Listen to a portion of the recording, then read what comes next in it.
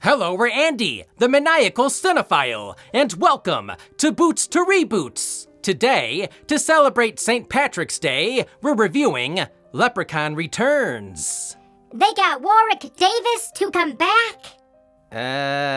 No. He's probably still hanging on that shelf. All of these shitty remakes, is there a single gem? They did it right already. Get all the candle to them. Which any of we watching with personality. One thing's for sure, good people. We got some movies to see. We got boots to read. Stop ready to stop that shit. We got boots to read. Stop ready to stop that shit.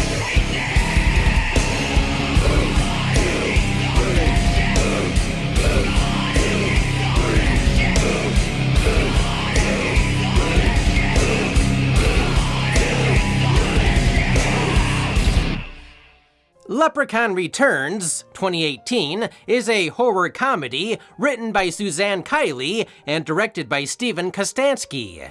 I'm a fan of his previous films like The Editor, The Void, and Psycho Goreman, so maybe there will be a pile of gold at the end of this rainbow. Or a pile of shit. It is the 8th entry in the Leprechaun series and followed the trend set by Halloween 2018. Returns is a requel, or direct sequel, to the original Leprechaun film from 1993, ignoring all previous sequels. Even when he goes to the hood. Twice. From the Emerald Isle to your place in the hood, on the man of green come to do no good. The film stars Taylor Spreitler as the daughter of Jennifer Aniston's character 25 years after her mother trapped the tiny green menace in a well.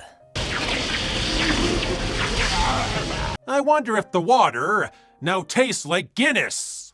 For the second time, Warwick Davis chose not to return as the Leprechaun, and Linden Porco took over the role in this requel. Previously, Davis was replaced by the pro wrestler Hornswoggle in the 2014 reboot Leprechaun Origins, produced by the WWE. I did a Boots to Reboots on that movie years ago, and I never felt so unlucky. It felt like someone shat green diarrhea into our Lucky Charms. It's magically delicious.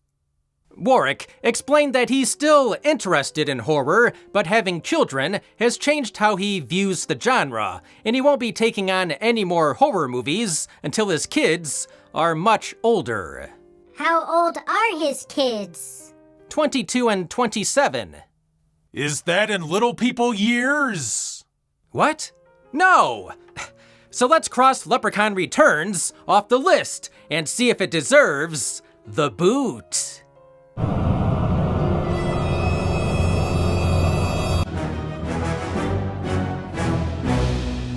We meet Lila Jenkins, our unlucky protagonist, who's taking a bus to Devil's Lake, North Dakota. Devil's Lake? Well, at least it's not called Shamrock Stream. She's there to help turn an old house into an eco-friendly sorority paradise. For convenience, it also so happens to be the house from the original movie. Nothing says going green like renovating a house haunted by a leprechaun. While waiting at the bus station, Lila is freaked out by local weirdo Ozzy Jones. Yes, that Ozzy from the original movie. You look like someone I used to know. Pee-wee Herman. Pee-wee, listen to reason. Oh, come on! I'm listening to reason. When her ride doesn't show, Lila orders an Uber, and you won't guess who the driver is. Are you Irish? No. Just a fan of the culture? Not at all. But he is into drinking and fistfights. Ozzy finally makes the connection, and Lila casually drops the bombshell that her mom Tori refused to return. I mean, died of cancer. She was nice to me. You could say they were friends. While unloading her bags, Ozzy drops his phone and has to go back, where he gets sprayed in the face by evil well water. Hydration is important. Ozzy's belly is turned into a fleshy womb for the rebirth of the Leprechaun, who punches his way out of Ozzy's torso like an Irish chest burster. Papa? It's always awkward when the baby comes out green.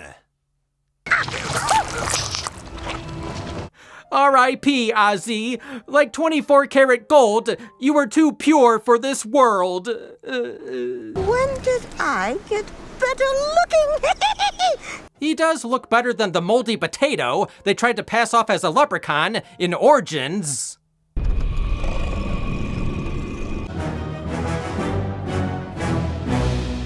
Lila then meets her sorority sisters, who each fit a perfect horror movie stereotype. First up is Katie. The black one. Evil! She's the one obsessed with saving the planet. She's also the horny one. I'm absolutely not going to sleep with him tonight. Welp, good thing I brought earplugs. Then there's Rose, the bossy one, who is about to learn all about OSHA violations. Wait, there's no internet? No internet? I could die! Lastly, there's Meredith, the drunk stoner. She must have ate that old box of Lucky Charms.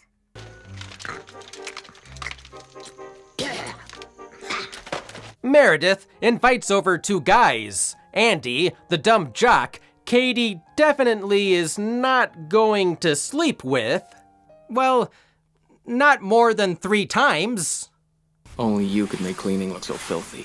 Stop it. Wait until you see her shovel some goat manure. And then there's Matt, an aspiring filmmaker. You can tell he's a filmmaker too, because he's got a drone. So do I, but I'm not a filmmaker. I'm a peeper. Lila opens up about her mother's mental health issues and talk of little monsters, which Meredith uses to insult her. Sounds like Lila's mother was crazy and that shit's hereditary. Yeah, so is being an alcoholic. While Lila gets ready for bed, she sees a ghost.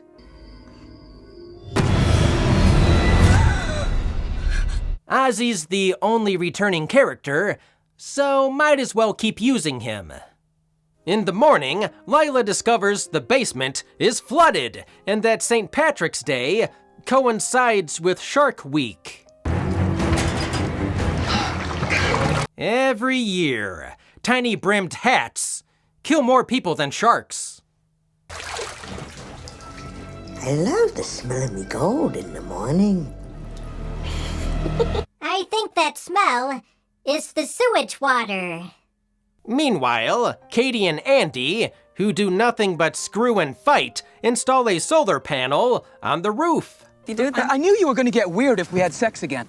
This is so not about that. You're literally just putting it in wrong. She said the same thing last night. In the barn, the leprechaun's pockets are a little light, and he discovers that his powers are weak.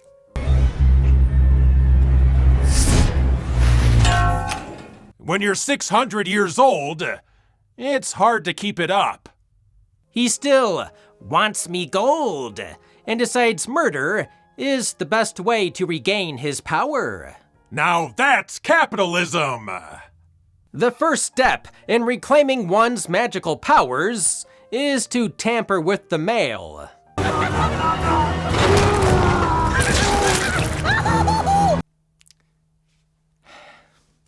Where the hell is my package?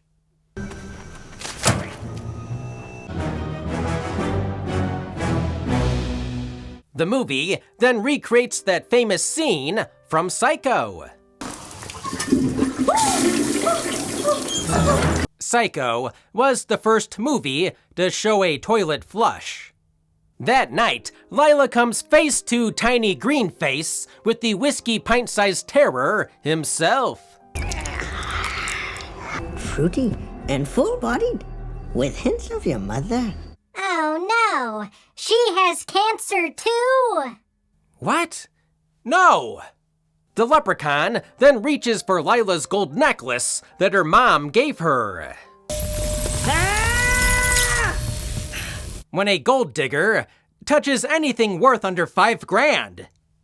The lights go out, but she still manages to knock his block off. Gross. You give great head. Her mom's cancer treatment wasn't going to pay for itself.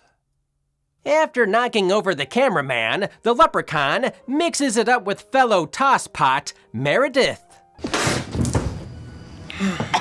A golden shower. He is the perfect height for one.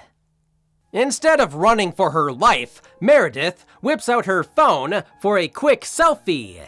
I'm looking for something, and if you tell me where it is, I won't rip you to shreds. He has a face you can trust. Now with photographic evidence, it proves that Lila isn't totally insane. Could be a crackhead who got a hold of the wrong stuff. It's a leprechaun! He's desperate and this close to selling his body for gold. Sounds like a crackhead to me. Outside, Andy says the leprechaun is much shorter in person, so the lep uses a solar panel to slice him in half.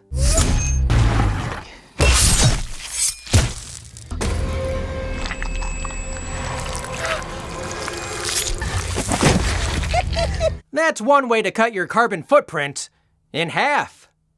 Do you think Andy's dead? Why? You want to bang him again? It would be easier to peel off his underwear. Inside, Rose hides in her closet until the leprechaun's hat rolls into frame and he jumps out. How I play peekaboo with a stranger's baby. You vile troll! Troll? That's just offensive. It's true. Trolls are known for their booger lips. How about a bumper sandwich, booger lips?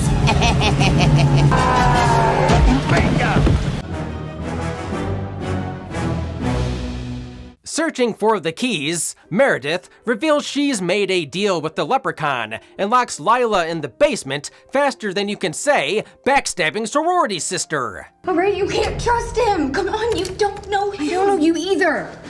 Well, it's never too late. What's your favorite color? And when did you give up on The Walking Dead? She then lies to the others, claiming Lila's dead so they'll peace out. He's probably really close by now. Shouldn't he be in a car seat? That's the car of the future? Sad. Wait until he sees a Cybertruck. Meanwhile, Lila gets ghostly guidance from Ozzy, who's still being helpful despite having been used as a meat balloon. He has guts. I know, because they're falling out. Dang, even the worms have left him. Are you a zombie? A ghost? I know you are, but what am I? I know you are, but what am I? I know you are, but what am I? I know you are, but what am I? Unable to speak, Ozzy mimes how they were able to trap the leprechaun for 25 years. I didn't get any of that. They found a 4-leaf clover in the clover patch outside. The little boy used a slingshot to shoot the clover into the leprechaun's mouth. The leprechaun melted and fell down the well. Now, why is that so hard to understand? With Ozzy's help, she finds a map leading to where the leprechaun's gold was hidden. It even has the Leprechaun stats and a list of his weaknesses. Weakness number 1, height. Wow, super strength, telekinesis, really good impressions. He's like an awful David Blaine. No, that would be Fazio. Oh, shit! No, go Ozzy, I can't do that. And with that attitude, you'll never replace the Kool-Aid Man. Oh yeah, here comes Kool-Aid, here comes Kool-Aid, I'm gonna save the day. The Leprechaun, refusing to let the sorority sisters rest, commandeers Matt's drone. Things you see on the highway during St. Patrick's Day. The drone is an upgrade from the pogo stick. This old left, he played one. He played pogo on his lawn.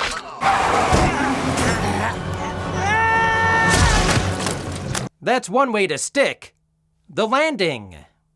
The Leprechaun and Ozzy finally see eye to eye before he tricks Meredith and chases her into the sprinkler system.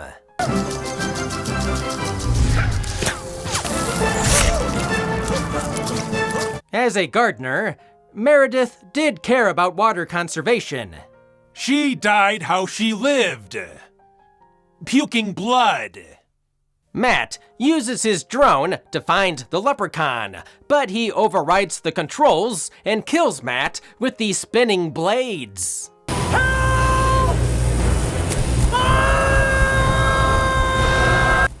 Don't try to move or anything.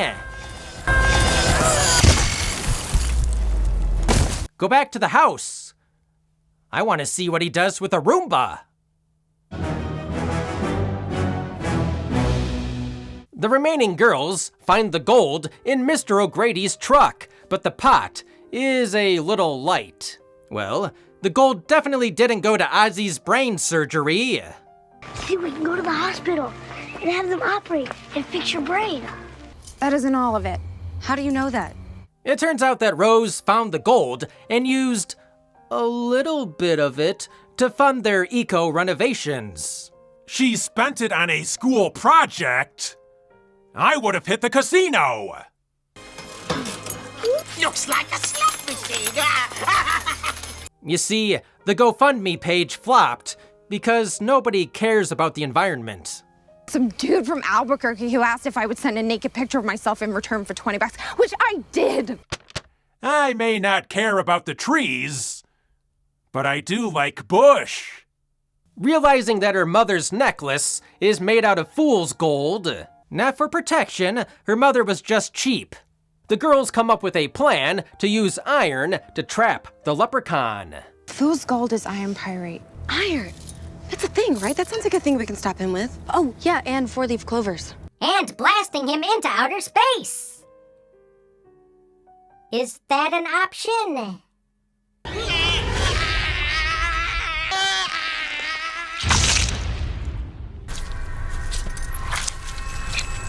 Sorry, Matt. You'll never be the head of a major studio. Lila tries to trick the Leprechaun by padding his pot with tampons. But he's not gonna fall for that, period.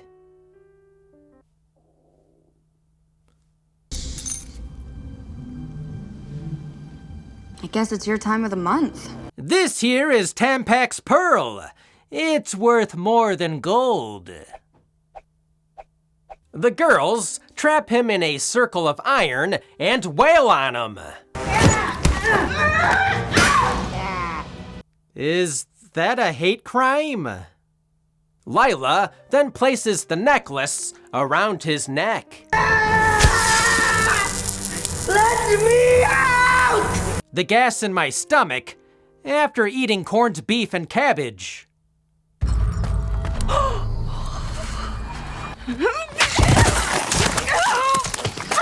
Or you easily could have walked around him. Funny, usually he's deep in her guts. The gang finds the fermented clover booze in the basement, pickled by Meredith, and the Leprechaun makes a final plea. Do what he says, sweetheart. Mom, you could wish me back. It's how Ross got Rachel back numerous times. That's not really Jennifer Aniston. Heather McDonald was hired to imitate her voice. So the girls force-feed the leprechaun a lethal dose of clover juice until he explodes. One Shamrock Shake coming up. I really wish someone heard that one.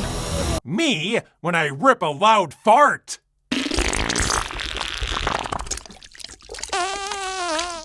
There once was a lad with long hair who gambled a fart on a dare. With a confident stance, he soiled his pants and now sits there in despair.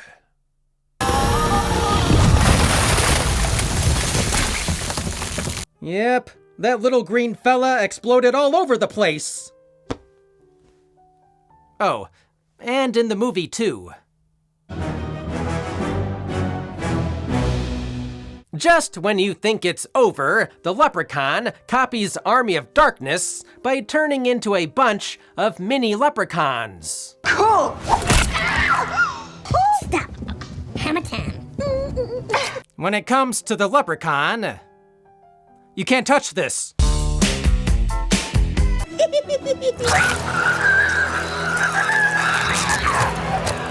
Do that, ladies, and he'll never ask for another BJ. They swarm Rose and impale her with her golden trowel for building yurts. But it's their tiny celebrating that really hurts. Great, now he's got me rhyming. The movie gave itself an award for most creative death. After pulling himself together, Lila spreads gold around the leprechaun's feet and electrocutes him because gold is a conductor. How's that for energy efficient? How soon can I have one installed in my home? And they say there's no global warming. Huh. I wonder if he has any more hot takes. The leprechaun slides into the basement and tries one last time. Please don't leave me, Lila. Eat a dick, ass Baggins. Excuse me, the name is Dildo Baggins. So the girls blow up the entire house and get covered in gallons of green slime.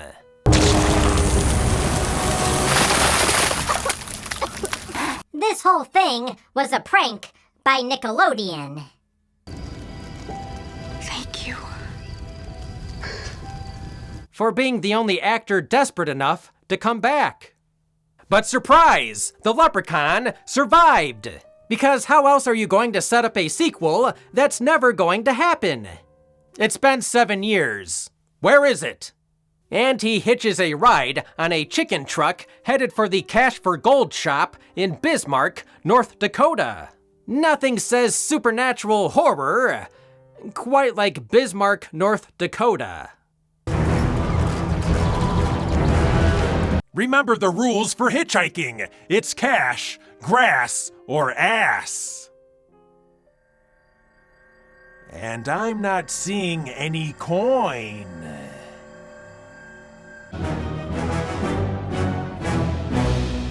Leprechaun Returns revives the mischievous, rhyme-loving killer for a modern audience. It's not exactly a pot of cinematic gold, but it is a gory good time that knows what it is. A low-budget, energetic horror comedy that leans into the absurdity of its premise with a wink. Hopefully a wink with the leprechaun's good eye. If you're here for inventive death scenes and darkly comedic mayhem, you're in luck. The over-the-top kills are as ridiculous as they are fun. Each death is played for laughs, often taking a stab at horror tropes. The stab would have to be in the shin. That said, while the film is funny, not every joke lands. Some one-liners are sharp and others as dull as a shillelagh. But even when the humor misfires, the film's playful attitude keeps it going. Like a drunk uncle at a wedding/funeral. The requel refuses to let its characters be complete idiots. Where are you going? Okay, I don't know. Actually, that just seemed like the right thing to do, but we should probably make a plan first. Unlike some horror movie victims who make the dumbest choices, like splitting up, this group actually thinks before they act. Well, mostly. The characters find creative ways to fight back, and it's refreshing to see a horror comedy that embraces the fun of the genre without insulting the audience's intelligence. Says the man, still wearing soiled underwear. The biggest gamble of this reboot was replacing Warwick Davis, who made the Leprechaun movies worth watching. But against all odds, Linden Porco was able to fill those tiny buckled shoes. All better! The Leprechaun is back! And so is his OCD. You can't leave perfectly good shoes just lying about without a care. His performance is energetic, mischievous, and surprisingly funny. Something Leprechaun Origins failed at when it cast WWE's Hornswoggle as a mute, generic monster. That Leprechaun could see in gold. That, or someone pissed in the creature's face. Porco restores the Leprechaun's personality, making him a gleefully sadistic villain who cracks jokes while cracking skulls. Porco doesn't just mimic Warwick, he makes the role his own. Jennifer Aniston was never going to return, but it would have been nice to see a few other familiar faces. That said, Mark Holton's return as Ozzy, while short, is a welcome treat. He was probably there for the free catering. The film also sneaks in some light social commentary about the environment. But don't worry, it's never preachy. It's mainly an excuse for creative kills and some cheeky St. Patrick's Day related humor. And then, of course, there's the Leprechaun himself, literally going green as he explodes all over the place. Me, after eating too much shepherd's pie. So, is Leprechaun Returns getting the boot? No, the requel isn't flawless, but it is fun. The film delivers the gory laughs, clever kills, and ridiculous charm that fans of the franchise want.